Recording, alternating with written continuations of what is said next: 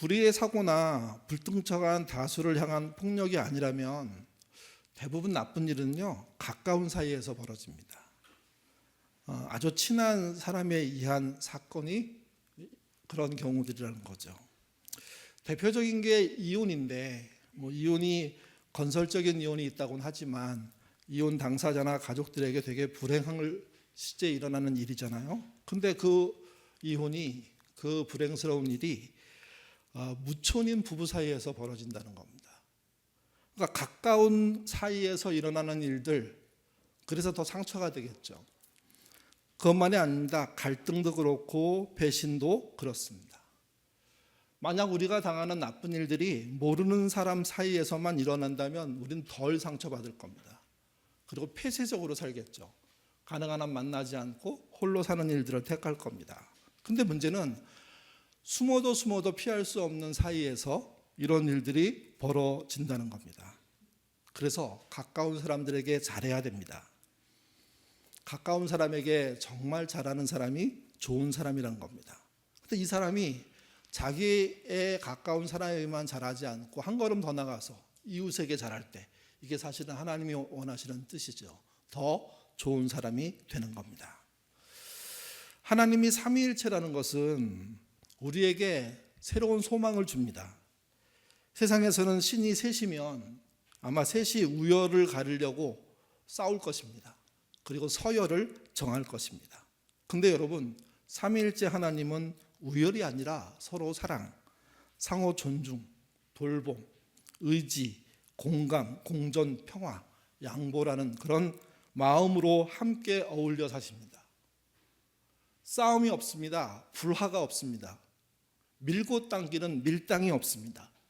나쁘지 않습니다. 서로 사랑하고 존중하고 함께하는 일이 옳은 일이기 때문에 행복하고 감사하고 풍성합니다.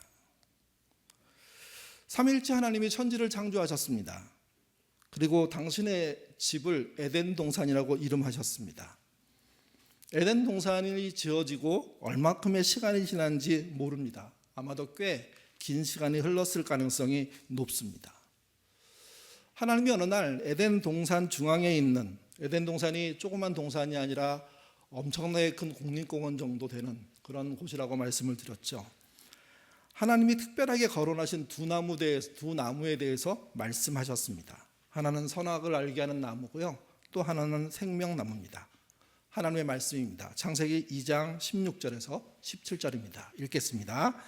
여호와 하나님이 그 사람에게 명하여 이르시되 동산 각종 나무의 열매는 내가 임의로 먹되 선악을 알게 하는 나무의 열매는 먹지 말라. 내가 먹는 날에는 반드시 죽으리라 하시니라. 도대체 이것을 왜 세우시고 그것을 왜 먹지 말라고 하셨는지 애매한 게 너무 많습니다. 알 수 없는 게 너무너무 많습니다. 그들 앞에 있었던 선악과, 그것은 먹지 말라는 말에 의해서 그 자체가 유혹이었을 겁니다. 우리가 지난 어저께 이 부분에 대한 이야기를 짧게 했죠. 더 긴 설명은 드리지 않겠지만 악이 어디로부터 시작되고 어디로 가는지, 이 유혹이 왜 시작됐는지, 이 경고는 왜 있었는지 등등의 이야기는 참 난해한 이야기입니다. 또 분명한 게 있습니다. 정확한 답은 성경에 나와 있지 않고요, 우리가 알고 있는 모든 것은 추측이라는 겁니다. 상상이라는 겁니다. 그때 벌어졌던 사건을 보통 우리는 타락이라고 합니다. 또 신학적인 용어 중에 하나가 전적인 부패죠. 올바른 길에서 벗어나 잘못된 길로 빠지는 일을 말합니다. 죄를 범하여 불의한 생활에 빠지는 것을 말합니다. 그러니까 선악과를 먹는 것은 본 자리에서부터 타락하는 거였습니다. 수렁으로 빠져들어가는 것처럼 빨려 들어가는 거였습니다. 근데 이 타락이란 말 속에는 은근히 우발적인 사건인 것처럼, 피할 수 없는 사건인 것처럼 표현되는 어떤 뉘앙스가 있습니다. 그래서 저는 타락이란 말보다는 반역이란 말을 써야 한다고 생각합니다. 선악과를 먹은 것은 우발적인 것이 아니라 의도적입니다. 유혹이 있었지만 그 유혹을 본인의 평상시의 생각과 함께 연결해 의도적으로 반응하지 않았나 하는 생각을 할 수가 있습니다. 그래서 세상에는 물론 우연히 죄를 짓게 되는 경우도 있지만 그 우연 안을 들여다보면 상당히 의도적인 그런 죄 지음이 있다는 거죠. 처음에 죄 짓는 사건이 반역을 하는 것이었기 때문에 그렇다고 저는 생각합니다. 크리스토퍼 라이트는 이렇게 말했습니다. 인간은 하나님의 선하심을 불신하기로, 하나님의 말씀을 의심하기로, 하나님의 명령을 불순종하기로 결정했다. 그의 해석이지만 그 말 속에는 불신과 의심, 불순종을 결정했다고 얘기합니다. 그게 우리가 그동안 얘기하는 타락이고, 그래서 이 타락은 타락보다는 반역에 훨씬 가깝다. 반역으로 봐야 된다. 의도적으로 봐야 된다. 그렇게 생각할 수 있는 거죠. 이것은 하나님의 영역에 침투하는 겁니다. 하나님의 소유를 뺏으려고 하는 겁니다. 사람이 하나님의 집 에덴 동산에서 사유재산을 갖는 것과 같습니다. 에덴 동산에 사람의 소유는 한 개도 없습니다. 사람은 하나님의 허락으로 동거하게 된 동거인입니다. 피조물을 다스리는 책임을 가졌지만 동산의 주인이 아닙니다. 그들은 수렵, 채집, 생활로 충분히 살아갈 수 있었고 특별한 도구가 없어도 먹을 것을 넉넉히 얻을 수 있었습니다. 적절한 노동을 해서 사는데 어려움이 없었습니다. 근데 하나님이 선악과를 먹지 말라고 하시고 먹는 날은 죽는다고 하셨는데 그 죽는다는 경고를 뛰어넘은 겁니다. 에덴 동산의 주인이 하나님이심을 밝히셨는데 사람이 사탄의 뱀의 유혹에 빠져서 반역한 거죠. 단순히 선악을 알게 하는 나무를 먹는 게 아니라 하나님의 소유를 자기 소유화 시킨 겁니다. 그래서 어떤 분들은요, 최초의 죄는 사유재산이다 이렇게까지 말합니다. 또는 최초의 죄는 하나님 것을 사유하려고 한 욕심이다, 반역이다, 그렇게 표현할 수 있다는 거죠. 사유재산의 문제에서 기독교, 지금의 개신교는 상당히 앞장서 가고 있습니다. 오히려 사회 재산을 많이 가질수록 성공했다는 이야기를 하게 되는데 선악과를 먹었던 사건을 사유재산화하는 사건이라고 보게 되면 그게 생각보다 심각한 문제가 됩니다. 더 많이 갖기 위한 그 노력이 하나님 나라 첫 번째 하나님의 집인 에덴 동산에서는 그 동산을 파괴하는 사건이었다는 거죠. 이런 유사한 일은 가나안 정복 후에도 나타났습니다. 하나님이 땅 분배를 해주시지 않습니까? 지파마다, 가족마다, 그리고 개인, 가족 단위이긴 하지만 개인을 향해서. 이때 분배의 원칙이 있었습니다. 같이 보시죠. 레위기 25장 23절입니다. 읽겠습니다. 토지를 영구히 팔지 말 것은 토지는 나의 것입니다. 너희는 더러움이요. 토지의 소유는 하나님 거고 그것은 팔지 않아야 하는 거라고까지 설명해 놨습니다. 왜 그러냐면 처음에 하나님이 무상으로 주셨기 때문입니다. 그게 가문별로 가족별로 영역이 정해져서 나누어졌습니다. 사유화가 아닙니다. 공동의 것인데 자기가 한 부분을 맡은 거였습니다. 이 일들이 인간 생활 속에서 살다 보면 가난해지고 어려운 일이 발생하니까 자기가 맡은 땅을 일부분 또는 전부를 파는 일들이 발생했죠. 사실은 판다고 보다는 희년이 오기 전까지 그 이용할 수 있는 땅의 권리를 양도하는 거였습니다. 50년마다 희년이 오면 그 희년에 땅은 땅 주인으로 돌아갑니다. 양도했던 것들이 원위치 된다는 의미입니다. 아마 이런 제도는 지구상에서 얼마만큼 실현됐는지 잘 모르겠지만 세상 그 어떤 나라에서도 보다 강력한 제도입니다. 왜 이토록 50년마다 땅을 다시 원주인에게 돌려놓도록 하셨느냐? 땅이 사유화의 대상이 아니라는 겁니다. 좀 길게 먹을 수 있는 식량, 좀 많이 갖고 있는 가축, 이런 건 가능하지만 땅만은 모두가 가져야 하는 것이고, 이 모두가 가지는 이유는 하나님이 나눠주셨기 때문입니다. 우리처럼 땅이 부족한 나라에서 이 이야기를 들으면 사실은 여러 가지로 혼란을 겪을 수밖에 없습니다. 또 이 희년이 무너지고 땅이 하나님의 것이라는 사고가 무너진 건 생각보다 오래된 일입니다. 자본주의를 택하고 있는 우리나라가 그 길로부터 멀리 멀리 떨어져 있다는 것인데, 또 희년이라는 것은, 또 땅이 하나님 것이라는 것은 과거 고대의 사고이기도 한데, 근데 여러분 하나 잊지 않으셔야 됩니다. 땅에 대한 과대한 소유, 그것은 우리에게 재앙이 될 겁니다. 그 재앙은 하나님의 것을 누군가 많이 챙겨간다는 의미이고, 그것은 선악과를 너무너무 닮았기 때문입니다.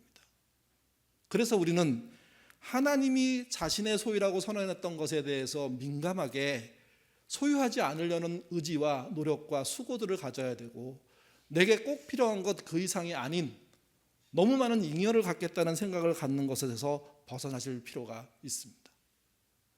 많으면 많을수록 행복할 것 같지만 그렇지 않다는 거죠. 프란시스 셰퍼는 이 반역을 사중적인 부조화라고 했습니다. 첫 번째 부조화는 하나님과 사람의 부조화입니다. 하나님과 사람은 에덴에서 동거하고 동행하며 정말 같이 있어서 정말 행복한 사이였습니다. 근데 선악과를 먹고 난 다음에 하나님과 사람은 그 이뤘던 조화가 무너져 버립니다. 또 에덴 동산에서 함께 살았던 아담과 하와 역시도 사람과 사람으로서 이 관계의 조화가 깨집니다. 사실을 말하면서도 불신하게 되고, 원인 제공이 누구에게서 일어났나 따지게 되고, 책임 추궁을 어떻게 해야 될까 하는 고민을 하게 되고, 그리고 결정적일 때는 참고 참다가 결정적일 때는 너 때문이야 하는 말을 한계가 되면서 모든 사람 관계가 무너지는 그런 출발점이 됩니다. 또 사람과 피조물 자체는 사람에게 온전히 순종하는 존재였는데, 어느 순간부터 점점점 강대해지고 사람을 위협하고, 사람은 그들을 피해서 다른 곳으로 밀려나는 일들이 벌어집니다. 또 사람은 개발이라는 목적으로 피조물들을 무한 파괴하고 훼손하고 회복하지 못하는 지경에 이르는 부조화를 만들어내죠. 네 번째는 피조물입니다. 처음 창조할 때는요, 약육강식이 없었습니다. 강력한 자는 오히려 보호하는 자였지 파괴하는 자가 아니었습니다. 근데 피조물 중에 힘센 자가 약한 피조물을 아무 꺼리낌 없이 훼손하는 그런 일들이 벌어진 겁니다. 이게 프란시스 셰퍼가 말한 반역의 네 가지의 부조화입니다. 이 관계 속의 가장 핵심은 사람입니다. 사람에 의해서 하나님과의 관계가 깨지고, 사람에 의해서 사람끼리의 관계가 깨지고, 사람에 의해서 피조물, 또 피조물과 피조물의 관계가 깨져버리는 거죠. 이 부조화, 그래서 문제인 겁니다. 근데 여러분, 이렇게 무너질 때 안 무너진 게 딱 한 가지 있습니다. 그게 무엇이냐? 삼위일체의 하나님입니다. 삼위일체 하나님은 흔들림 없이 그 조화를, 그 연합을, 연대를 그대로 유지하십니다. 전능하신 하나님은 오히려 이 반역의 문제가 시작됐을 때 일어나는 양상을 보지 않고요, 즉각 해결책을 제시하십니다. 그게 오늘 본문이죠. 오늘 본문은 조금 있다가 한번 읽어보도록 하겠습니다.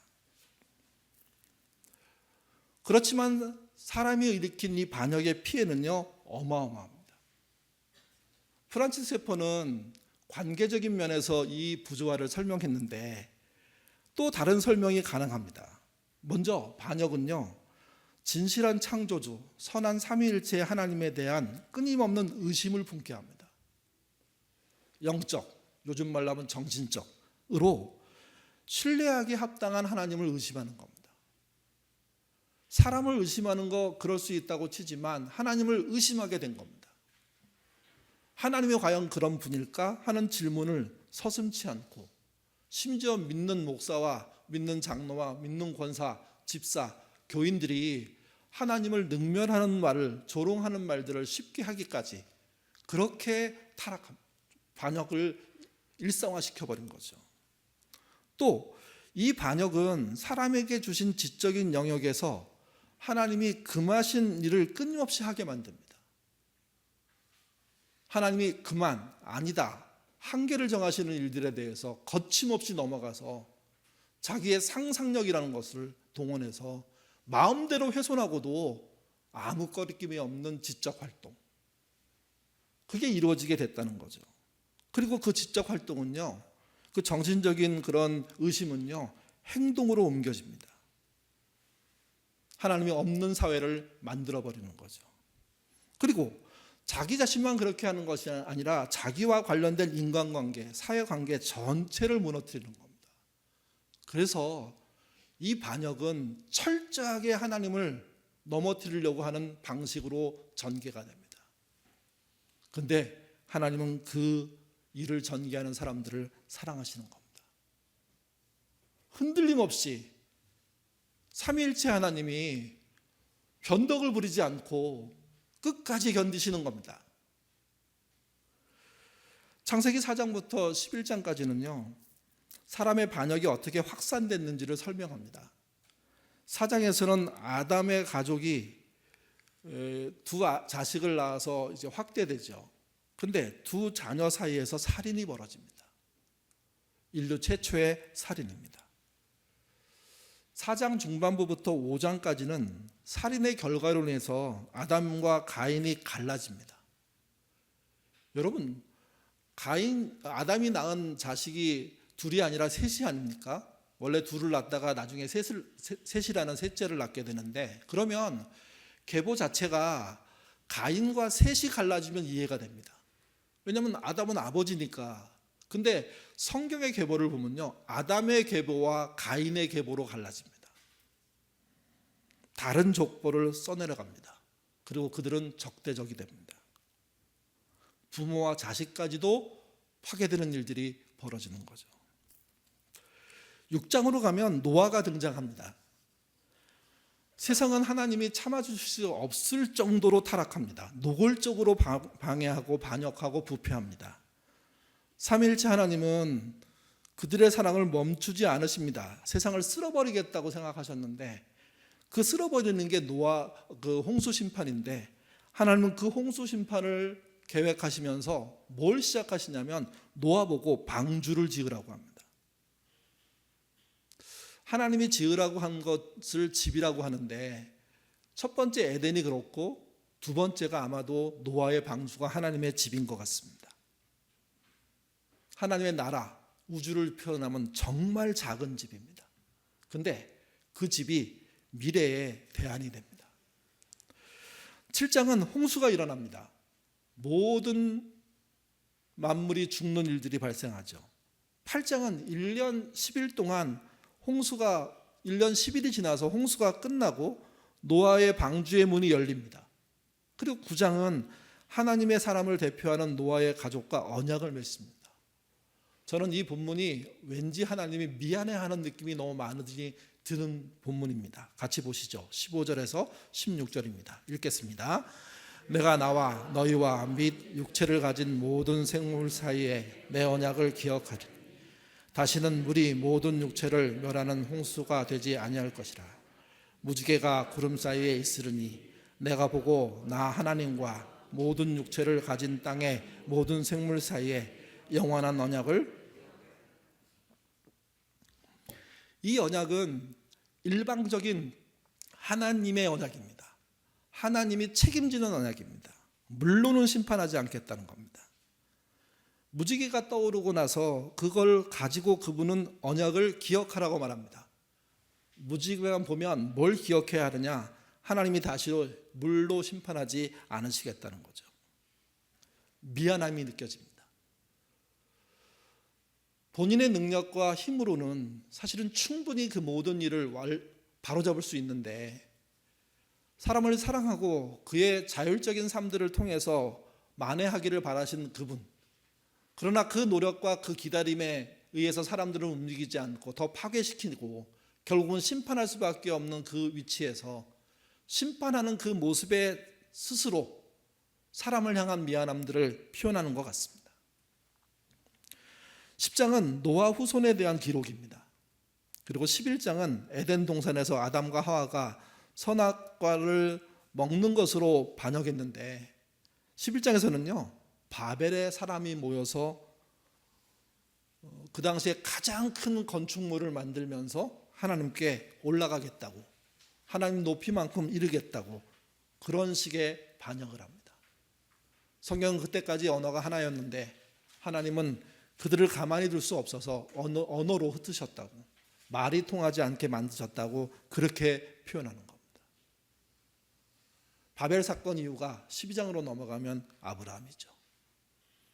삼위일체 하나님이 반역하는 사람들을 포기하지 못하시고 계속 다른 방법을 사용하시면서 대안을 찾아가시고 결국은 12장에 와서 아브라함이란 한 사람에게 초점을 맞추시는 거로 창세기의 초반부가 끝이 나게 되는 겁니다.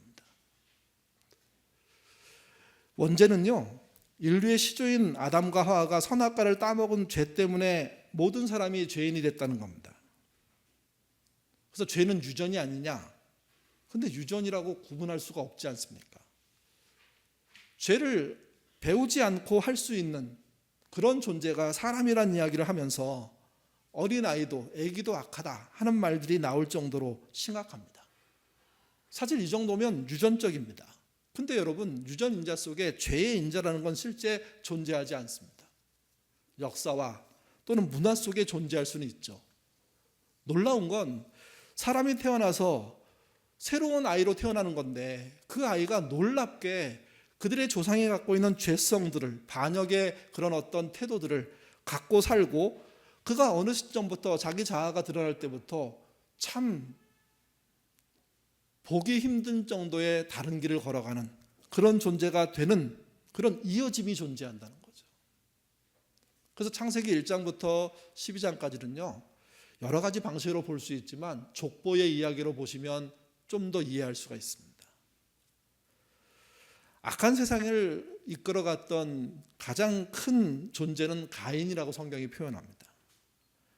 그런 동생을 살인하지 않습니까? 하나님 앞을 떠납니다.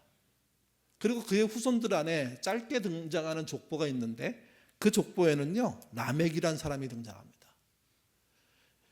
여러 가지 역할을 그 족보 안에 있는 사람들이 해냈지만 라멕은 아주 독특합니다. 첫 번째가 두 아내를 얻습니다. 일부다처의 시작입니다. 또 자기에게 찰과상을 입힌 소년을 살인해버립니다. 그리고 두 아내에게 가서 자랑합니다. 나에게 조금만 까불면 이렇게 될 거야 하는 식의 이야기를 자기 아내로 함께 살고 있는 두 여인에게 협박하듯 얘기합니다. 그리고 나중에 이렇게 합니다. 본인을 누구도 죽일 수 없다고 하나님을 희롱까지 합니다. 가인의 족보가 굉장히 짧게 나와 있는데 굉장히 강렬합니다. 이들의 족보에 태어난 사람들과 그들이 만든 죄로 인해서 홍수 심판이 일어나는 것이고 바벨의 파괴가 일어납니다. 대다수 사람들의 반역이 그 작은 식구에 의해서 시작된다는 식의 이야기가 창세기 1장부터 11장까지의 이야기 안에 들어있습니다. 근데 족보 이야기는 그렇게 끝나지 않습니다. 반역의 피를 거스르고 사는 존재도 또한 있다는 이야기입니다. 같은 시간을 살았는데 가인의 족보는 짧게 소개하고요. 아담의 족보는 길게 소개합니다. 훨씬 많은 인물들이 등장하고 훨씬 많은 귀중한 역할들을 했다고 얘기하죠. 그 족보의 첫 번째가 아담입니다. 선악과를 먹은 장본인. 선악과를 먹은 장본인이 하나님의 편에 서 있다는 겁니다. 아무리 큰 범죄를 해도 돌아올 수 있는 품이 삼위일체 하나님의 품이라는 겁니다. 반역의 반대편에 서서 자녀를 키우죠. 그 자녀 중에 아주 의미 있는 인물이 하나 등장하는데 그가 에노스라는 아이입니다. 죽을 수밖에 없는 존재라는 깨달음을 얻고 하나님을 자발적으로 부르기 시작한 유일한 아이 에노스입니다. 그가 무드셀라를 낳고 300년 동안, 또 두 번째 인물은 무드셀라를 낳고 300년 동안 하나님과 동행하다가 죽지 않고 승천한 에녹입니다. 죽으면 땅으로 들어가서 결국 심판의 자리까지 가야 할 존재들인데 하나님과 동행하다가 그것도 300년 동행하다가 하늘나라로 승천했습니다. 또 죄악이 창궐한 세상에서 의인 노아, 그 노아를 키워낸 사람이 누구냐? 라멕입니다. 앞에서 가인의 족보의 라멕을 말씀드렸죠. 동명이인입니다. 근데 이 라멕은 노아라는 아이를 키워냅니다. 여러 아이를 키웠겠죠. 노아를 통해서 하나님이 심판의 대안들을 만들어가는 일들을 하십니다. 결국 120년 동안 방주를 만들어서 홍수 심판을 통과하게 할 때 그 모든 일을 진두지휘했던 사람이 노아이고 노아의 자식들이 되는 거죠. 여러분, 이 이야기의 공통점이 뭔지 아십니까? 반역의 대열에 참여하는 자들도 어마어마한 조직에 의해서 그걸 하는 게 아니라 한 가문의 계보를 통해서 하고 있다는 겁니다. 반대로 반역을 거절하는 사람들도 엄청난 조직과 돈을 동원해서 힘과 능력과 힘을 키워가지고 그 파괴력으로 적을 물리치는 게 아니라 한 가족의 계보를 통해서 한 사람 한 사람이, 어떤 사람은 본인이 죽을 수밖에 없는 존재라는 걸 깨달음으로, 어떤 사람은 자녀를 키우면서 300년 동안 동행하고 하늘로 승천함으로, 어떤 사람은 노아라는 아이를 키워내는 아버지로, 어떤 사람은 노아인 자신이 스스로 하나님의 홍수 심판을 피해서 이겨날 미래 세계에 대한 대안을 갖고 있는 그 사람으로 등장하고 있다는 겁니다. 반역의 역사가 바벨처럼 조직적으로만 일어나는 게 아닙니다. 가정에서 일어난다는 겁니다. 반대로 반역의 반대 역사도 엄청난 힘이 있는 조직에서 일어나는 게 아니라 개인과 개인으로 이루어지는, 부모와 자녀로 이루어지는 가족 구성원들을 통해서 그 대안들이 만들어진다는 거죠. 그래서 여러분, 하나님의 대안은 거창하지가 않습니다. 아담하고 때로는 너무 초라합니다. 근데 그 초라함이 거대함을 이깁니다. 그 단순함이 엄청 복잡한 신경망을 물리쳐버립니다. 사회 조직망을 무너뜨려버립니다. 하나님의 힘입니다. 삼위일체 하나님만이 그 일을 할 수 있다는 것이 이 반역 사건에서 제일 중요한 포인트이고, 그 반역 사건에 쓰임받는 존재들이 있다는 것이 사람인 우리에게 희망인 거죠. 시간이 많이 흘러서 예수님 승천하신 후가 되었습니다. 제자들이 남겨졌습니다. 그들의 활동을 기록한 책이 사도행전입니다. 사도행전이란 말은요, 프락세이스 톤 아포스톨론이라는 헬라어의 번역인데, 프락세이스는요 실천이라는 뜻입니다. 보통 행동으로 번역하거든요. 행함으로 번역하고요. 아닙니다. 실천입니다. 실행을 말합니다. 그러니까 실행의 복수인데, 실천의 복수인데 반복적인 실천, 실행을 말합니다. 그리고 아포스토로는 잘 아시는 것처럼 사도를 표현합니다. 근데 사도이기보다는 사절을 말합니다. 하나님의 뜻을 갖게 된, 그래서 보냄받은 사절, 그들이 행동했고 실천했다는 겁니다. 그의 수가 어마어마하지 않았습니다. 예수님이 떠나고 난 다음에 120명이었죠. 오순절 성령이 일어나고 난 다음에 하루에 2,000명, 3,000명 믿었다고 하니까 예루살렘에 대형 교회가 생겼다고 막 주장하는 목사님들 많은데, 천만의 말씀입니다. 그들은 전부 뿔뿔이 흩어졌습니다. 전 세계로.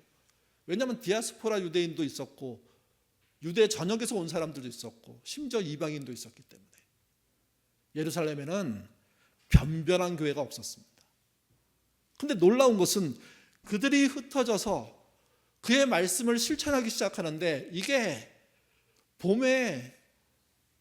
가을에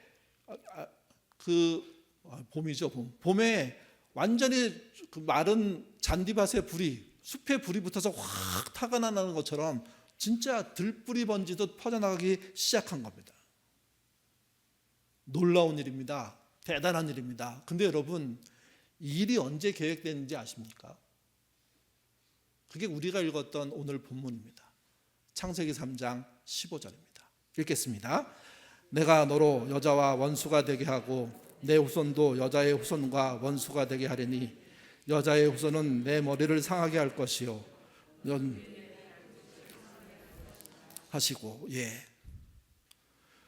역사 속에서 흘러온 하나님의 창조 사건부터 지금까지의 모든 일들 속에 하나님이 반역한 자들에게 시선을 놓치지 않고 버티고 계시는 그 이유는 창세기 3장 15절에 이 일을 하시겠다는 약속 때문입니다.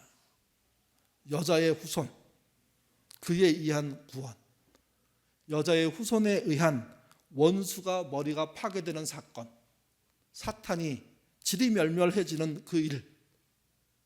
사탄이 아무리 강력하더라도 여자의 후손에 발꿈치 정도밖에 상하게 할 수 없는 존재라는 이 표현 속에 하나님이 어떤 대안을 어떻게 흘려보내고 계시는지, 이루어 가시는지를 보여주는 겁니다. 창조 때부터 지금까지 존재한 신앙은요, 기독교밖에 없습니다. 거창하고 대단한 일에 의해서 이 일이 이루어진 게 아닙니다. 심지어 반역의 처음에 시작했던 아담부터 시작해서 그 이후에 작고 크기가 부족한 그런 가문의 계보를 통해서, 가정 단위의 모임을 통해서 자그마한 일터를 겨우 유지하면서 살아왔던 성실한 성도들에 의해서 얼마나 고직식하면 120년 동안 방주를 지을 수 있는 실력이 있을까요? 얼마나 기다릴 수 있으면 120년 동안 그 많은 원성을 들이면서 견뎠을까요? 하나 하란 그 일을 120년 해냈던 그 사람들에 의해서 여기까지 이어지는 겁니다. 반역은 그래서 실패합니다. 하나님은 그 반역을 만회하시고 반역의 무리를 정리하시고 그리고 새로운 하나님의 나라, 하나님의 집을 완성하실 겁니다. 이 일에 수고한 자들에게 다니엘서를 통해서 위로하십니다. 다니엘서 12장 3절입니다. 읽겠습니다. 지혜 있는 자는 궁창의 빛같이 빛날 것이요 많은 사람은 옳은 대로 돌아오게 한 자는 별같이 영원히 빛나리라. 신자란 자신이 소유한 빛을 자기 소유로 자기의 깜깜한 일상만을 비추는 존재가 아니라 자기의 빛을 높이 들어서 누군가 그 빛으로 옳은 길로 돌아가게 하는 존재입니다. 그렇게 산 소수의 사람이 창조 이후 지금까지 믿음을 유지하고 있고 전하고 있고 퍼뜨리고 있습니다. 한국교회 숫자 줄어들어도 아무 문제 없습니다. 하나님 나라에 아무 훼손, 손상 일어나지 않습니다. 이미 돈으로 번성하고 사유화로 번성했던 모든 기독교는 망했습니다. 그런 교회로 안 가는 게 중요한 겁니다. 그런 반역에서 나오는 게 중요한 겁니다. 새가 줄고 뭔가 위력이 떨어졌을 때 우리의 단촐함이 얼마나 큰 힘인지를 알게 될 겁니다. 노아 그렇게 살았습니다. 에녹 그렇게 살았습니다. 아담의 후손인 라멕 그렇게 살았습니다. 에노스 그렇게 죽을 수밖에 없는 연약함을 보고 한탄했던 존재였습니다. 그런데 그들의 조각을 모아서 그 시대의 빛으로 쓰셨고 그 빛은 지금까지 많은 사람들을 옳은 대로 인도하는 길이 됐던 겁니다. 예인교회 가족 여러분, 우리도 그래야 됩니다. 우리가 어떤 거대한 교회를 만들자는 생각조차도 없습니다. 아담한 교회를 통해서 서로 격려하고 위로하고 상호 돌봄하는 그런 교회, 누가 보아도 별 볼이 없네 하고 휙 지나가지만 안으로 들어와 보면 우정 있고 의리 있고 책임 있는 교회, 그걸 세우면 그것으로 족합니다. 그것으로 높이 들리는 빛이 될 겁니다.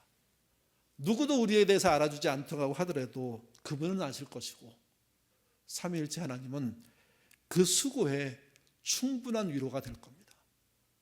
우리가 수많은 사람을 전도해내지 못한다고 하더라도 우리가 그렇게 존재했다는 그 역사 때문에 우리의 후손들 속에서 믿음이 피어날 것이고 그들도 불을 들 것이고 그 빛에 의해서 돌아오는 자들이 생기는 거죠. 여러분, 우리가 좀 가다가 없어지면 어떻습니까? 걱정하지 마십시오. 우리가 할 일을 충분히 하면 됩니다. 하나님은 그 뒤에 또 빛을 들 하나님의 사람들을 세워가십니다. 그리고 그들은 작은 가문의 믿음의 사람들입니다. 우리 안에 하나님과 동행하다가 승천하는 사람들도 나와야 하고 우리 안에 노아처럼 새로운 대안을 만드는 꿈을 꾸는 사람들도 있어야 되겠죠.